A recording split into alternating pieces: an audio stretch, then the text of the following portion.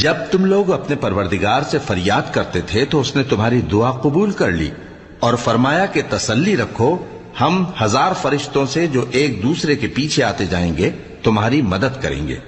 اور اس مدد کو اللہ نے محض بشارت بنایا تھا کہ تمہارے دل اس سے اطمینان حاصل کریں، اور مدد تو اللہ ہی کی طرف سے ہے، بے شک اللہ غالب ہے، حکمت والا ہے۔ جب اس نے تمہاری تسکین کے لیے اپنی طرف سے تمہیں نیند کی چادر اڑھا دی اور تم پر آسمان سے پانی برسا دیا تاکہ تم کو اس سے نہلا کر پاک کر دے اور شیطانی نجاست کو تم سے دور کر دے،